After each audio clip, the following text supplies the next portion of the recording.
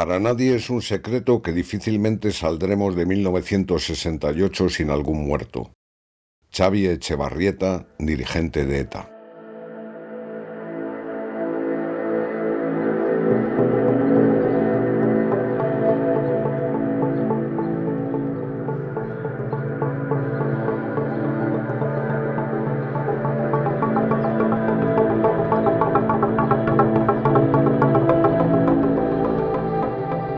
Aquí fue el crimen. Aquí fue asesinado un viernes 7 de junio de 1968, a las 17:30, un joven guardia civil de tráfico. Aquí, en este paraje del término guipuzcoano de Aduna, próximo a la localidad de Villabona. Aquí derramó ETA la primera sangre de uno de los muchos inocentes cuyas vidas segaría en los años venideros. Porque hoy sabemos que la primera víctima de la banda terrorista no fue la niña Begoña Urroz. Begoña Urroz es el bebé que muere abrasado por una bomba que estalla en la cocina de la estación de Amara en San Sebastián el 27 de junio del 60, y es cierto que durante bastante tiempo se ha considerado que era el primer asesinato de ETA, pero hay pruebas evidentes de que no lo fue, ¿no? Una muy importante es que la Brigada de Investigación Social, en todos los informes que tiene sobre esas bombas, apunta al DRIL, al Directorio Ibérico Revolucionario de Liberación, que era un grupo hispano-luso de antifranquistas y antisalezaristas. Y otra muy importante es que el propio DRIL reivindica esos atentados, ¿no? El DRIL en Venezuela, que estaban ahí también exiliados, saca un comunicado diciendo: hemos sido nosotros que nos han puesto las bombas. Entonces yo creo que hay pruebas sólidas que apuntan a que ETA no tiene nada que ver. Así que fue en este lugar exacto donde se vertió la primera sangre. Y la víctima, la primera víctima, se llamaba José Antonio Pardines Arcay y tenía 25 años. José Antonio había nacido en la localidad coruñesa de Malpica de Bergantiños. Era nieto, hijo y sobrino de guardias civiles, gente acostumbrada a estar hoy en un destino y mañana en otro, pero que volvían siempre en vacaciones al pueblo familiar, como volvió la madre de José Antonio buscando el apoyo de los suyos, los Arcay, cuando se supo encinta de él. Tenía dos hermanos menores, Manuel y José Luis. La madre, Estrella, falleció cuando él contaba 15 años. Su padre, José, que era cabo en aquellos momentos, recurrió a la ayuda de su hermana María para sacar adelante a los chavales en Santiago de Compostela, hasta que, acabado el bachillerato, Toño se hizo guardia civil. Su primer destino fue el pueblo asturiano de Tudela de Beguín. Sin embargo, a José Antonio le atraían más las unidades motorizadas de la Benemérita, de manera que tras un curso fue adscrito a la agrupación de tráfico de San Sebastián. En la capital donostiarra se enamoró de Emilia, una joven con la que tenía intención de casarse y que llevó alguna vez a las fiestas de Malpica. Aquella mañana del viernes 7 de junio de 1968, en la agrupación le encomendaron un servicio de tarde a él y a su compañero, Félix de Diego, de 35 años. Tenían que acudir hasta un punto de la Nacional 1, Madrid-Irún, para regular el desvío del tráfico a causa de unas obras. Ambos llegaron a ese destino hacia las 17 horas y se colocaron separados uno del otro unos 2 kilómetros. Al filo de las 17:30, a José Antonio le resultó sospechoso un Seat Coupé blanco con matrícula de Zaragoza y le dio el alto. El coche no se detuvo. De modo que subió a su moto y le siguió hasta adelantarlo aquí, junto a una yesería que ya no existe, y le hizo detenerse. Colocó su moto delante del vehículo y se acercó a él para solicitar la documentación. En ese coche viajaban 2 jóvenes de ETA. El coche era robado y la matrícula era falsa. Portaban DNIs falsos y portaban pistolas. ETA había nacido 10 años antes y todavía no había asesinado a nadie, pero esa posibilidad estaba latente desde su misma creación. Cuando nace ETA ya tiene una rama de acción, que está preparada para realizar acciones, ¿no? Y las primeras bombas de ETA son en otoño del 59. Es decir, menos de un año después de nacer ya pone bombas. Pone una bomba en el Gobierno Civil de Vitoria, pone una bomba en el diario Alerta de Santander y una bomba en una comisaría de Bilbao, de Indautxu y Bilbao, ¿no? Cuando ya pones bombas nada más presentarte, quiere decir que tu apuesta por la violencia está clara. Lo que no está tan claro es la apuesta por matar, porque es un salto que hay que dar, ¿no? Desde que nace el 58 hasta que el 68 mata, pasan 10 años. Y cuesta mucho dar ese salto de matar. Esa retórica de la guerra imaginaria era algo bastante habitual en todos los partidos. De hecho, la gente que había estado en EGI, en las juventudes del Partido Nacionalista Vasco, decían con bastante razón que a comienzos de los 60 los verdaderos activistas eran ellos, eran los que ponían bombas, los que volaban monumentos franquistas, etcétera, mientras que los de ETA se dedicaban a discutir, se dedicaban simplemente a hablar. Y hablar de la necesidad de pasar a la acción, etcétera, y de la guerra popular prolongada, y del ascenso de los focos guerrilleros hasta el ejército popular y las zonas liberadas, etcétera, pero todo esto era literatura. La violencia era un elemento mítico, era un elemento sagrado. Es más, luego ETA lo llegó a decir de una manera aberrante. La violencia era el único elemento garante que demostraba la pureza de las reivindicaciones revolucionarias. Si no había violencia, no había auténtica revolución, ¿no? Lo que es curioso, digamos, es que se crease un sujeto histórico en esos momentos, un sujeto imaginario como el de un pueblo vasco oprimido colonialmente por España. Los dos jóvenes que ocupan el Seat Coupé son liberados de ETA. El que conduce tiene 23 años y se llama Xavi Echevarrieta. Ha nacido en el seno de una familia bilbaína de clase media. Es el tercero de 4 hermanos, huérfanos de padre desde muy niños. Xavi ha estudiado en los Escolapios de Bilbao hasta el preuniversitario y luego ingresó en la Facultad de Económicas, donde se ha licenciado ahora hace un año.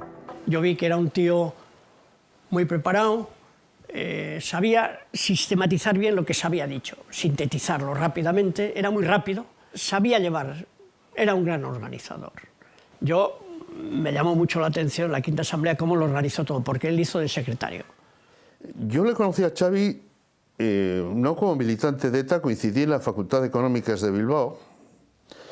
Era un miembro de la Asamblea Democrática de Estudiantes, que se notaba que Echevarrieta pues, era para su edad una persona muy culta, muy leída, y además muy amable en el trato, muy modoso en el comportamiento, ¿no?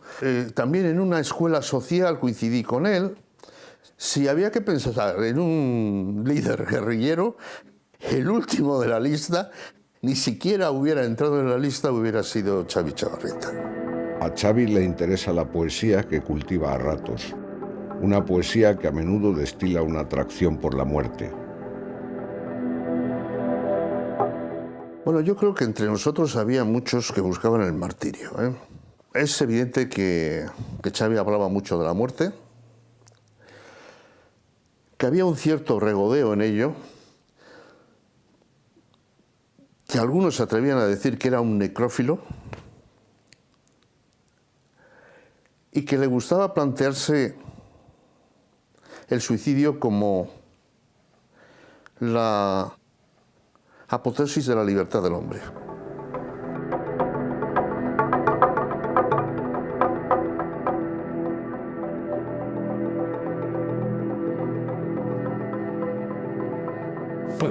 Mario Naindía, recuerdo en una entrevista que yo le hice y que publiqué posteriormente, que Mario decía que, bueno, Echevarrieta le parecía un tipo quijotesco y por quijotesco peligroso, o sea, que hablaba de una imagen que se le había quedado muy fija de Echevarrieta, decía Mario Naindía, era un día en que le vio en el piso donde estaban, en el piso de liberados, en ropa interior, en calzoncillos, apuntando con una pistola a un espejo. Y dijo, bueno, es un poco esa imagen casi arquetípica del suicidio, ¿no? Entonces Mario decía que realmente, digamos, no era un problema exclusivo de Etxebarrieta, sino de todo ese núcleo de liberados de su época, de mediados de los 60, que estaban mucho más dispuestos a inmolarse y a ser muertos que a matar. Digamos, por el hecho de que venían de un cierto tipo de cultura católica en la posguerra, nacionalista, etcétera, etcétera. Y esa era un poco nuestra actitud. Era, decía Mario, un derrotismo absoluto, donde sabíamos que íbamos a morir. De hecho, a mí en la primera entrevista, digamos, que tuve, informal, además con uno de mis primos que intentó captarme, digamos, lo que se me presentó, digamos, como panorama casi inexorable, era que tarde o temprano, digamos, iba a caer, que tarde o temprano, digamos, o me iban a matar o la policía, digamos, me iba a detener, en cuyo caso debía prepararme para un interrogatorio sádico.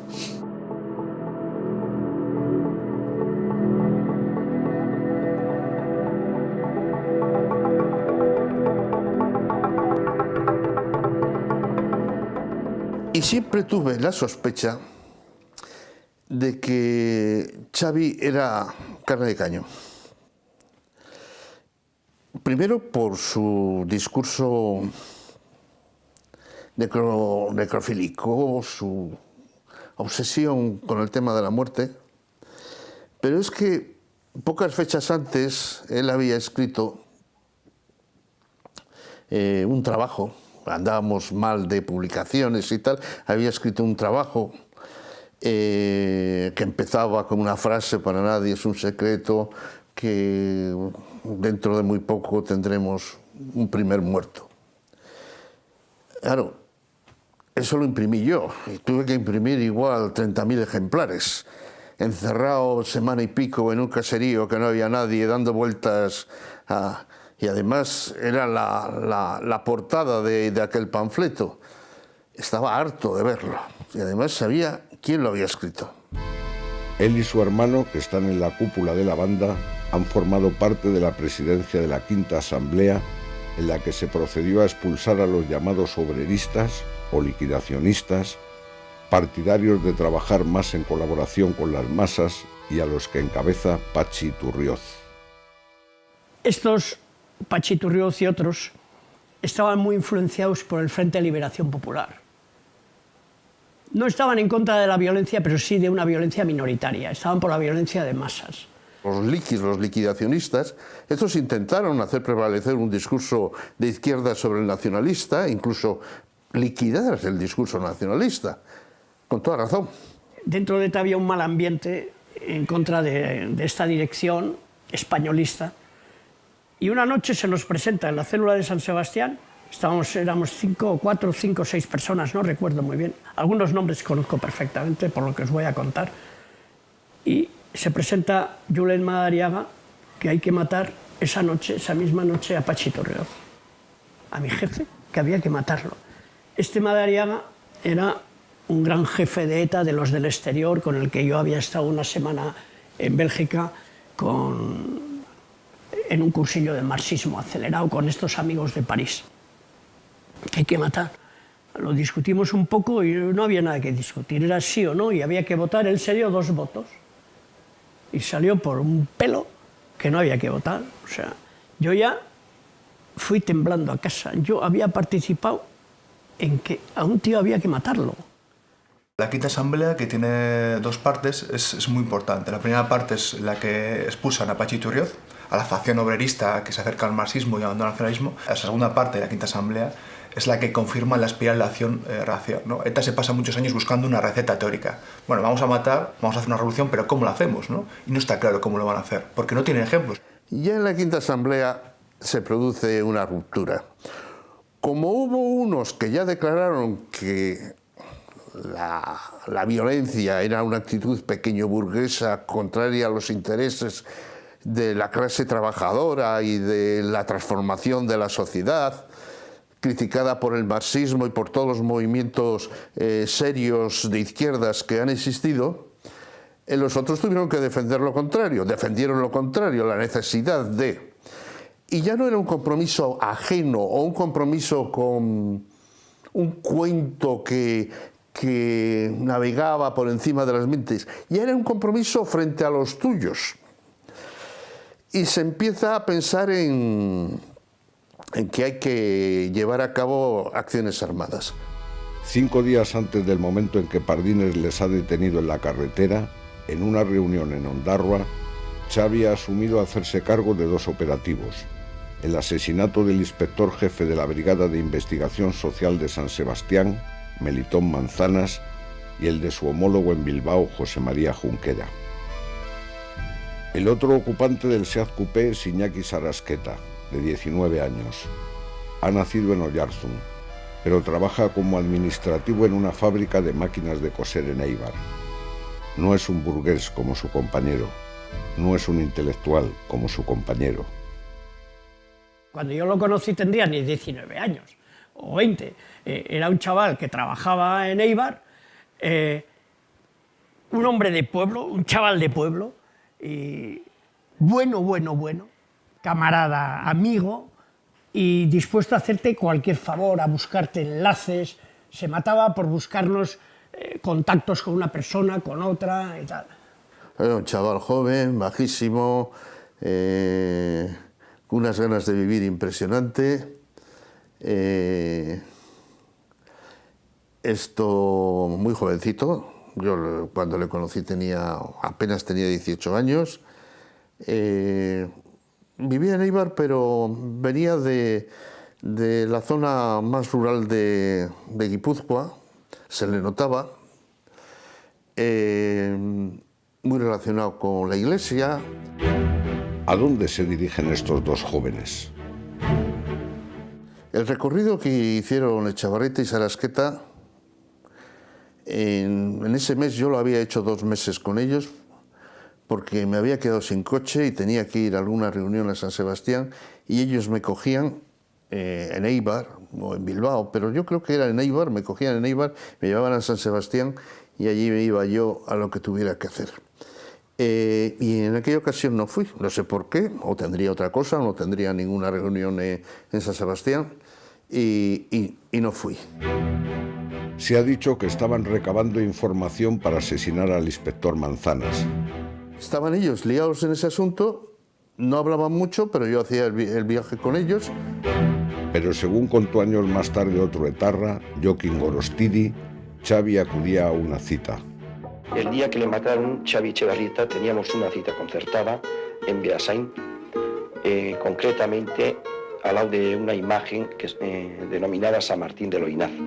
Xavi se dirigía de San Sebastián hacia Beasain y yo de Éibar hacia Beasain, concretamente a entregarle unos explosivos de dinamita que los íbamos a colocar en San Sebastián. Vete a saber, porque ahí todo el mundo, en aquella pandilla de Pancho Villas, hacía lo que le daba la gana.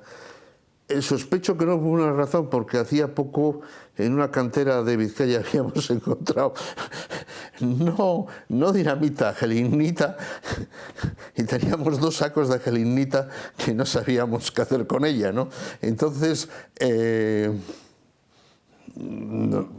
tampoco era... Bueno, primero, apenas poníamos bombas. Segundo, teníamos aquello que se nos iba a estropear. Y tercero, tampoco era tan urgente ir a por dinamita a la frontera. Aunque en 1998, Sarasqueta diría que Xavi, en efecto, iba a recoger aquellos explosivos, mientras que él estaba citado en el monasterio de Lazcano con Eustaquio Mendizábal, alias Chiquía, seminarista y militante de ETA. El guardia civil Pardines se acerca al vehículo y les pide los papeles. E inmediatamente se produce un tiroteo que sorprende a Fermín Garcés, de 36 años, natural de la localidad navarra de Valtierra, transportista de la empresa Mina de Pamplona, que está con su camión justo detrás del SEAT. Lleva un cargamento de maíz desde Francia hasta el mercado de Madrid. Había un desvío y me echaron por el desvío. Y a 1 kilómetro del desvío había un guardia civil de tráfico. Yo pasé con mucho cuidado para que no me parara y tal, y no me paró. Y a 1 kilómetro llegué a Villabona. y llegué a Villabona, que está así, y después cogí la curva y salí a la yesería. Y de la yesería, a unos 5 o 6 metros de la yesería, vi como el guardia civil estaba hablando hablando y mirando el motor del Coupé 850. Y cuando yo ya estaba a 10 metros, fue todo en segundo, oí un disparo y creía que había sido el ballestín del camión, y vi como el camión iba bien. Y a lo que miro a la carretera, vi como caía el guardia muerto. Y yo, pues, yo que lo veo como caía el guardia muerto y le meten 4 tiros más, yo salgo disparado de la cabina y voy a por ellos. Y ellos, al verme a mí correr, pues echan a correr y Sarrasqueta se mete a conducir, y ¿cómo se llama? Echevarrieta fue el que tiró la moto y se metió al lado de la derecha, ¿cómo se llama?, de acompañante. Y me puso a mí la pistola así. Y entonces yo la dejé al pájaro a Sarrasqueta, y me tiré, o sea, me fui corriendo haciendo culebrillas a mi camión, pues si me tiraba. Pardines, con los papeles del coche en la mano, se ha agachado para comprobar la matrícula posterior y el bastidor. Y en ese momento le han disparado. Yace boca arriba, sangrando por la boca y con el arma dentro de su cartuchera. Mientras los 2 etarras se dan a la fuga, Fermín regresa a su camión. Y ellos se fueron. Y yo fui allí atrás de mi camión, que había varios coches, y le dije al primero, le dije, oye, por favor, ¿quieres ir a avisar a su compañero que está a 1 kilómetro? Sí, ya sé dónde está, 1 kilómetro así. Y digo, dile que vengan, que han matado 2 chicos jóvenes y se han dado a la fuga. Y al segundo coche, que eran 2 chicos jóvenes, que me podían haber sido compañeros de los otros, pero bueno, tuve la suerte de Dios. Y entonces le dije, mira, vamos a hacer esto. ¿Queréis acompañarme y a ver si cogemos la matrícula? Que no le he cogido, no me ha dado tiempo y tal. Y dice, sí, vamos. Y entonces cuando llegamos a medio kilómetro, menos de medio kilómetro, había una papelera, y le dije, parad aquí. Y hablo por teléfono a la Guardia Civil más cercana. Y pararon, yo me bajé y ellos se fueron. Y entré pegó la puerta y entro, y había un señor, el portero, y le digo, por favor, querría hablar con la Guardia Civil más cercana, que ha pasado esto, aquí ande la yesería. Y me dice, pues ahora mismo va a llamar. Y llamó a la Guardia Civil, a Tolosa. Entonces la Guardia Civil me puso en contacto con ellos por teléfono y le dije, mira, van cara a Tolosa. Son 2 chicos jóvenes, y entonces no me salía a mí el Coupé 800. Un cochecito blanco, sea, que escapaba atrás y tal. Echevarrieta y Sarrasqueta van en efecto hasta Tolosa, a las afueras de la cual abandonan el coche, y buscan refugio en casa de Eduardo Osa, de 46 años. Eduardo no era euskaldún, yo creo que era igual hijo de migrante y tal, pero había estado en Venezuela trabajando, era un hombre de izquierdas.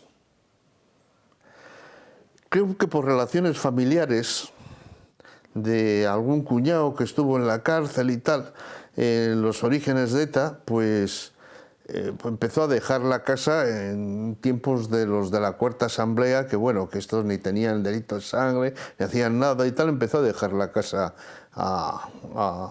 a gente que venía de Francia y tal, clandestinos o semiclandestinos, poca cosa, ¿no? La mayor parte de la gente que entonces echaba una mano no se iba dando cuenta en qué nos estábamos metiendo. Les abre la mujer de Eduardo, Julita. Le preguntan por él, y ella dice, oye, no llega hasta las 7:30 que está trabajando, ¿qué ha pasado? Y los etarras, según la mujer le cuentan, detrás nuestro venía un coche, y hemos escuchado un tiro y han matado a un guardia civil. No dicen que han sido ellos, han dicho que han sido otros. Mientras esperan, Echevarrieta se va poniendo cada vez más nervioso. Cuando llega Eduardo, está fuera de sí. Es cierto que Tolosa no es un pueblo grande, pero de repente empieza a ser consciente, le empieza a entrar miedo, le empieza a entrar terror. Dice, en este barrio además que decían que si alguna vez habían visto a alguno de nosotros que podían considerar, cerca de donde está la Plaza de Toros, no me acuerdo bien, un poquito apartado el barrio, pueden venir a buscarme. Bueno, la verdad es que yo creo que pierde los nervios y le dicen a Eduardo Osa, oye, vámonos de aquí.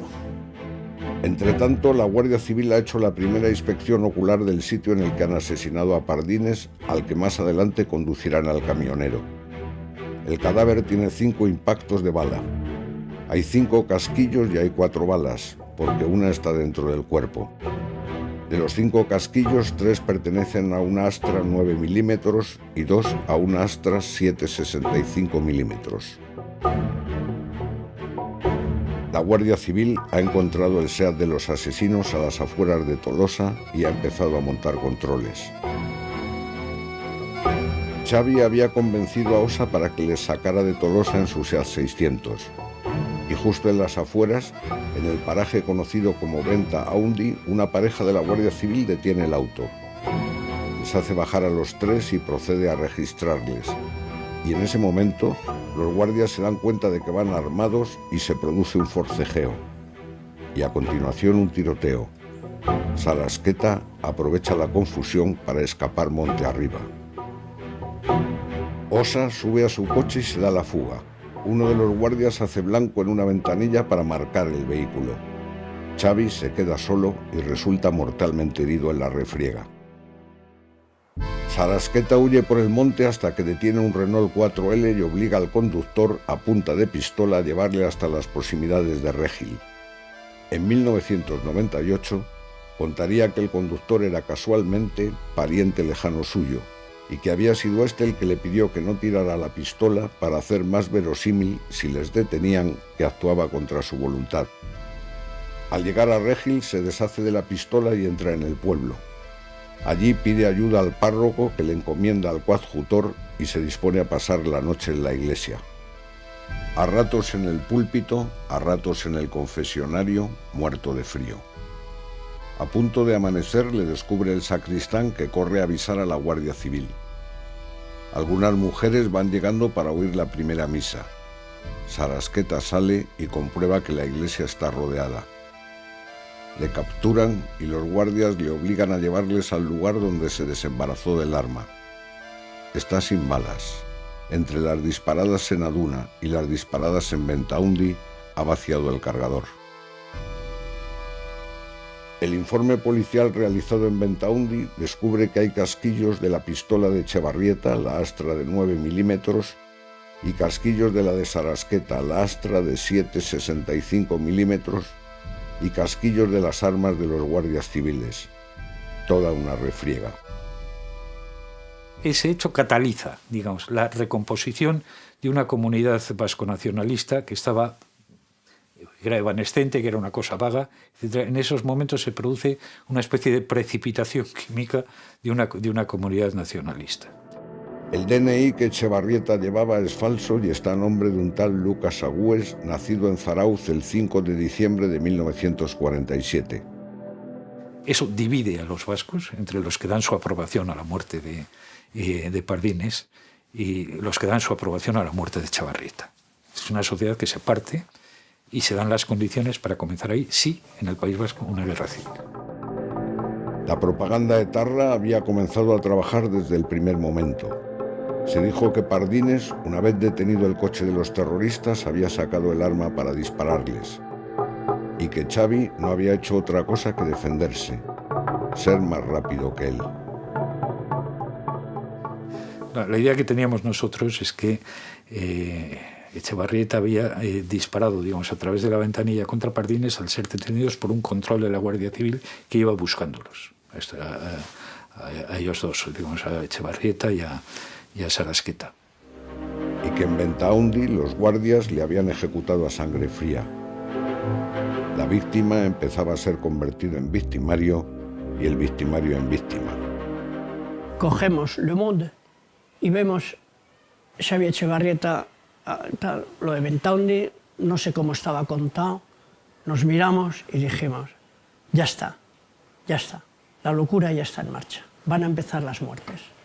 Tuvimos una visión inmediata de lo que iba a venir y dijimos, desde mañana volvemos y desde mañana empezamos en contra de ETA, de las tesis de ETA. Cuando me dicen que ha muerto, primero que ha muerto, la primera noticia es que él ha muerto, luego nos enteramos que él había matado a un guardia civil. Esto, dije, bueno, es que si alguien tenía que ser, era este que lo tenía tan claro. El relato era un relato retórico y que tendía, por lo tanto, a la persuasión o la convicción, ¿no? Pero yo creo que nosotros queríamos ser persuadidos. Quiero decir, nosotros queríamos creer nuestros propios mitos en aquel momento. Y lo básico era que era un mito maniqueo. Es decir, todo lo que viniera del régimen era criminal, contra un pueblo inocente y oprimido, que era el pueblo vasco. Ese era prácticamente el trasfondo ideológico de la cuestión. Un pueblo que estaba oprimido y colonizado por España, o sea que la guerra civil española había sido una guerra imperialista contra los vascos. ¿Y qué decía Sarasqueta? Él aseguró no conocer el nombre de su compañero, identificado enseguida por la policía, y al que achacó desde el primer momento lo sucedido en Aduna.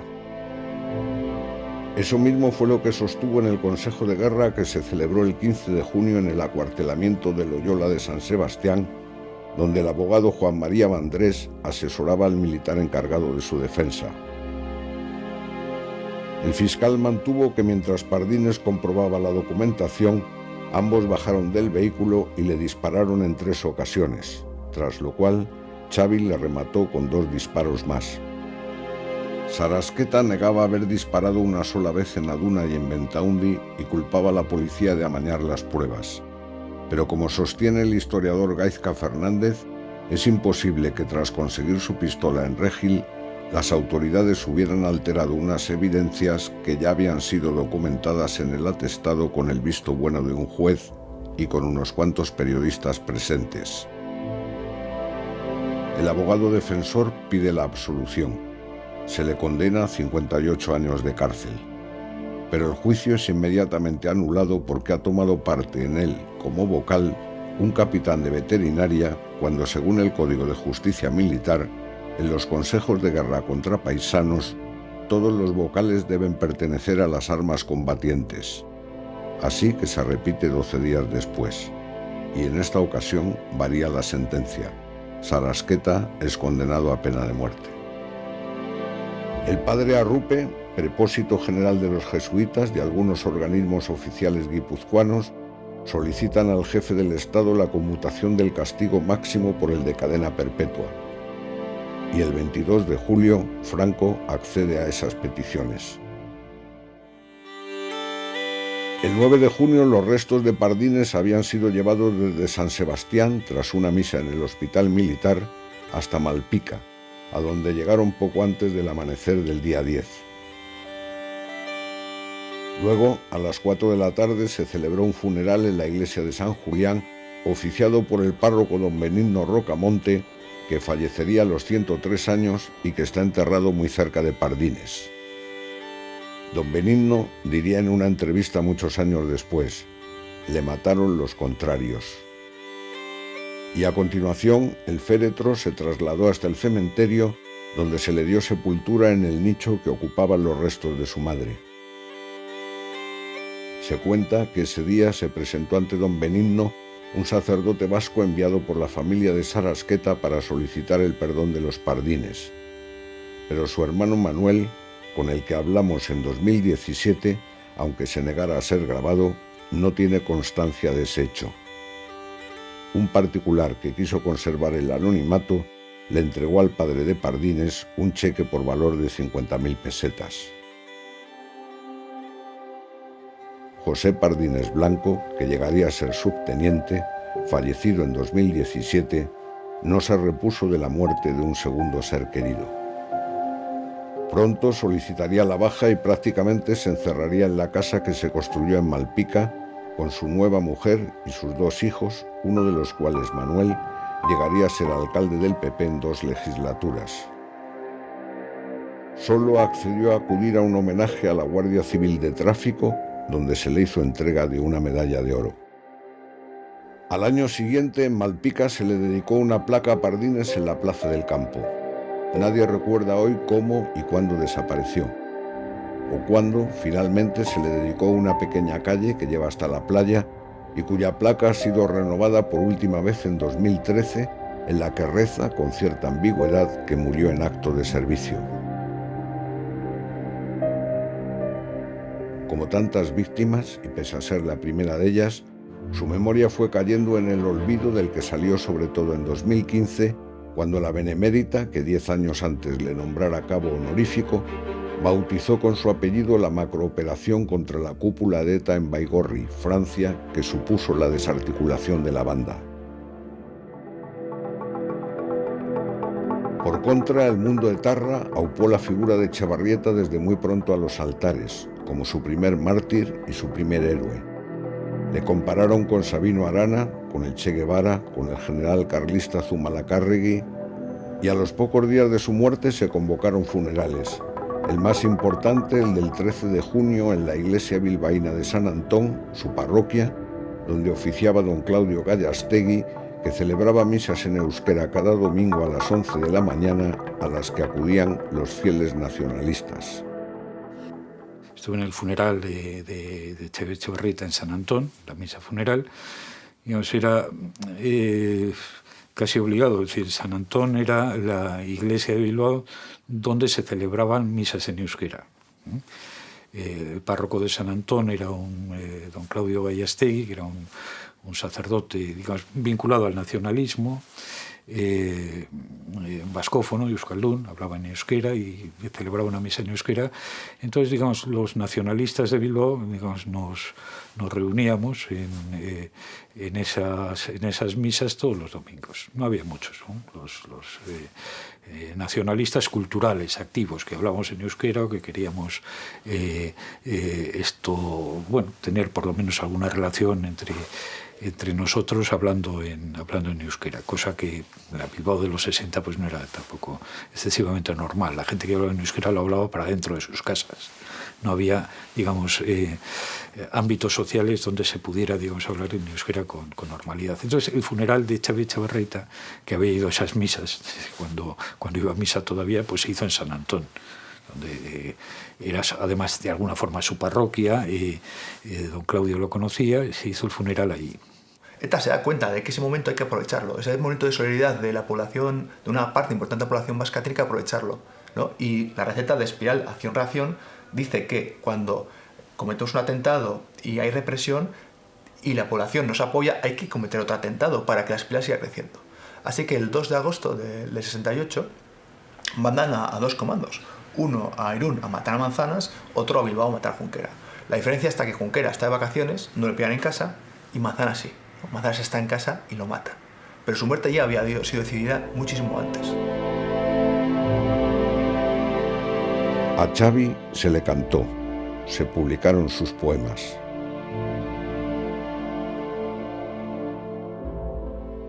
No, los poemas los llevé a Máspero, los leí, no me parecieron buenos, yo leía poesía, pero tenían cierto valor en cuanto que era un hombre muerto y ahí estaba y se veía por qué había... A ver, si el final era el final, solo me queda marcharme solo y que la húmeda tierra me quiera. Eso era, es la hostia, ¿eh? Y que la húmeda tierra me quiera. O sea, no, es el nihilismo total, es un hombre tirado, solo. Se le homenajeaba en Ventaundi. Es que Escubi Larraz enseguida dice: hay que convertir a Xavi en el primer mártir de la Revolución Vasca. José Antonio escribe en el Iraultza 1 un texto apologético de Xavi, de su hermano, que a Escubi le parece excesivamente sentimental y ñoño. Lógico, era su hermano. También qué falta de corazón, ¿no? Y debió meter pluma y tal. Era una cosa más fría y más épica. Incluso en Lejona se les dedicó una avenida a él y a su hermano, que debido a las presiones de las víctimas pasó a ser recientemente avenida Eusko Gudariak. Unas víctimas que lograron también que desapareciera el busto que llegó a tener en el barrio bilbaíno de Otxarkoaga. Sorprendentemente, y pese al cada vez mejor conocimiento de cómo se produjeron los hechos, los radicales del País Vasco y sus propagandistas siguen manteniendo la teoría de que Xavi mató a Pardines en defensa propia y fue ejecutado en Bentaundi. Sarasqueta pasó por las cárceles de Ocaña y de Puerto de Santa María, en la que se casó, hasta que tras la muerte de Franco le alcanzó la amnistía que el gobierno de Adolfo Suárez concedió hasta el último preso de ETA, algunos todavía sin juzgar, con la esperanza de que renunciarían a la lucha armada. El resto de antifranquistas tienen solidaridad con ella porque creen que es un movimiento antifranquista, y los etarras una y otra vez insisten: no somos antifranquistas, y lo dicen con esas palabras en sus boletines, ¿no? Nosotros luchamos contra España, lo dicen literalmente, y nos da igual el régimen que haya. El régimen es algo accesorio, puede estar Franco, pero mañana puede estar la Tercera República, seguiremos luchando igual, porque nuestro enemigo no es el Estado como administrativamente, ni el gobierno, ni la forma de gobierno. Nuestro enemigo es una nación ocupante que ocupa nuestra tierra natal, ¿no? Entonces, cuando llega la democracia, para ellos no ha cambiado nada, porque la democracia no encuentra ningún valor. El valor que encuentran es que no han conseguido su objetivo, que es una Euskal Herria independiente, socialista, euskaldun, monolingüe, etcétera, etcétera. ETA ni era revolucionaria ni era antifranquista. Esa fue mi profunda equivocación. ETA era un movimiento reaccionario y nacionalista. Y ya alguno me dijo, me avisó, en mi militancia, y una vez que se me ocurrió hablar de que la auténtica opresión no es la de por la doble condición de trabajador y de vasco, el sujeto de la revolución no es el trabajador vasco y tal, y yo decía, no, el sujeto de la revolución no es el trabajador vasco, el sujeto de la revolución es el trabajador. Bueno, yo muy ortodoxo. Joder. Y ya alguien casi me amenazó y me dijo: tú, Teo, eres solo políticamente vasco, no eres culturalmente vasco, tú eres antifranquista, no eres nacionalista y vas a tener problemas después. O sea, yo creo que ETA en ningún momento se planteó una salida democrática del franquismo. Quizá esto en el mundo del Partido Nacionalista Vasco, los Ajuriaguerra, etcétera, lo tuvieran más claro, que la salida del franquismo iba a ser una salida democrática. En ETA jamás pensamos en eso, pensamos en un final que sería, digamos, un acuerdo entre de poder militar a poder militar, o sea, es decir, un típico modelo, digamos, marxista-leninista, ¿no? O sea, salir de una situación revolucionaria, digamos, con unas organizaciones fuertemente militarizadas, ¿no?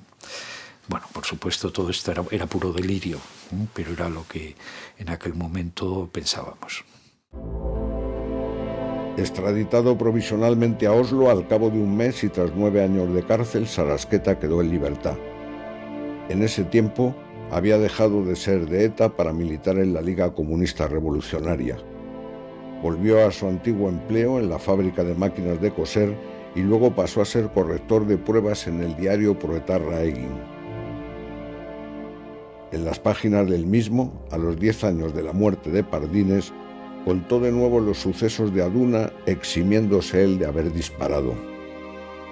Y explicó que en Bentaundi El guardia que le cacheaba no le encontró su arma, pero sí que al ver que Xavi trataba de sacar la suya, se desencadenó un forcejeo del que él huyó nuevamente sin haber disparado un tiro. Y en 1998 declararía al diario El Mundo que Xavi, que estaba nervioso por el abuso de centraminas, decidió matar al guardia en vez de desarmarlo como él proponía. Moriría en 2017 manteniendo que él no disparó nunca a nadie. Esa versión que cuenta el 98, los historiadores lo hemos repetido una y otra vez. Es decir, nos la hemos creído. ¿Por qué? Porque de alguna manera coincidía con algunos mitos históricos, que es la eta buena y la eta mala, ¿no? Sarasqueta era el etarra bueno que no quiere matar y Etxebarrieta es el etarra malo que decide matar, ¿no? Eduardo Osa fue detenido 6 días después de los hechos de Bentaúnde y condenado a 6 años de cárcel. Su mujer fue absuelta. La Benemérita quiso premiar la heroicidad del transportista Fermín Garcés con un camión, pero él lo único que les pidió fue ser admitido como guardia civil. Y yo, mire usted, señor general, digo, me gustaría entrar en la Guardia Civil. Entonces, pues mucho mejor, así nosotros estamos más tranquilos que usted con el camión que le íbamos a dar y tal. Bueno, entonces, y dónde quiere usted? Y yo que sabía que era la Guardia Civil, pues me gustaría estar entre Navarra y Aragón. Y dice, ¿por qué quiere usted? Y yo, pues porque tengo mi hermano que es camionero y así, si pasa, no lo paro ni lo denuncio y tal. Y se echó a reír. Y tras pasar por la Academia de Sabadell, terminó trabajando en Madrid en el Parque Móvil durante 19 años.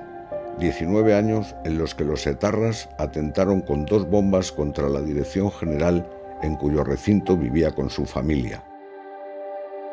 En 1986 se le concedió la Medalla al Mérito de la Guardia Civil con distintivo rojo, que se le entregaría 30 años después en un acto oficial con motivo del 75 aniversario del Servicio de Información de la Benemérita.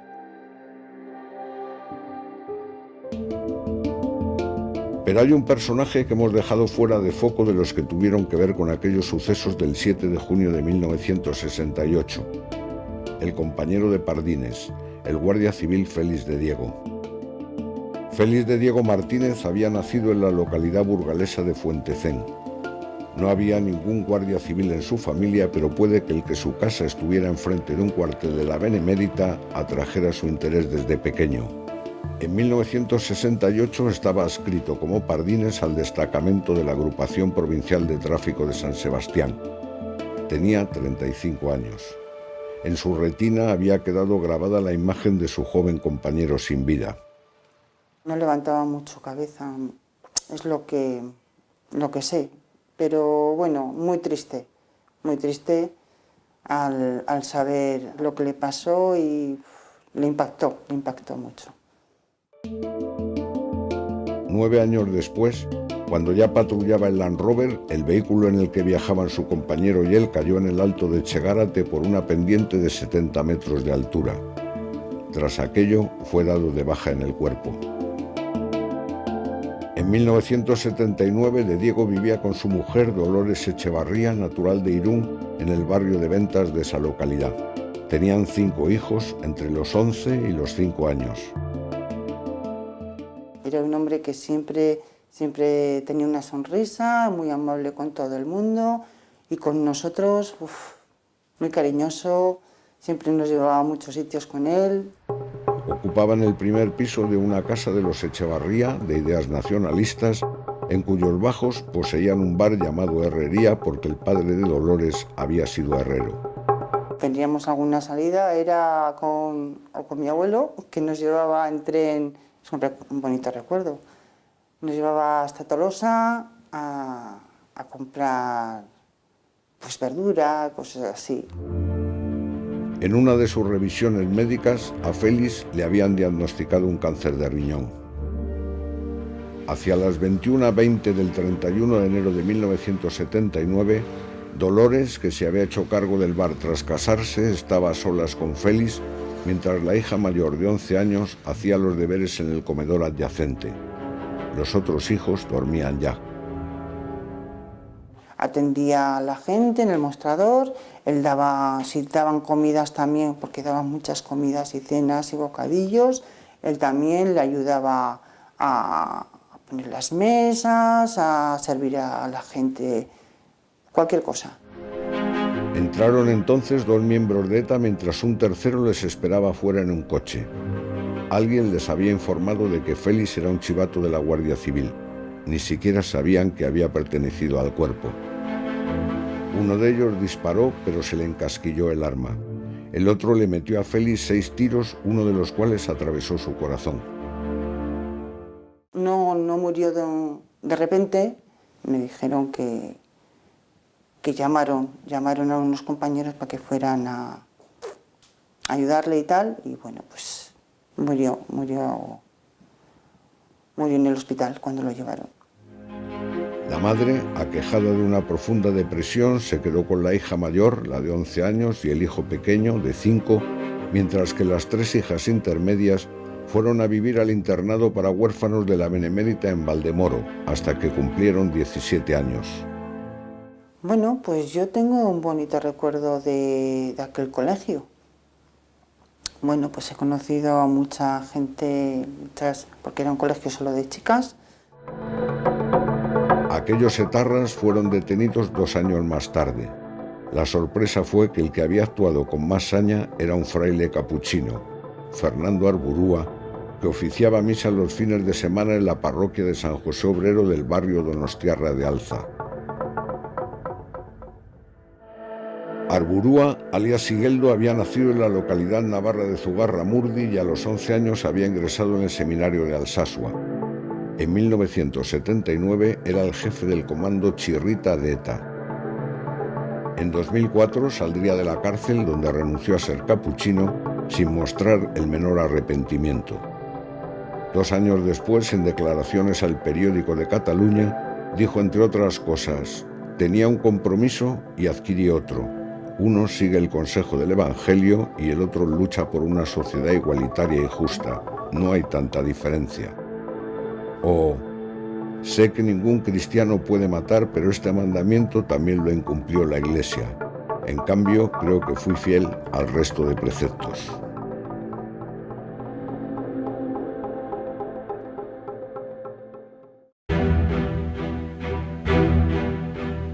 José Antonio Pardines Arcay, el primero de una macabra estadística de la que también forma parte su compañero Félix de Diego Martínez.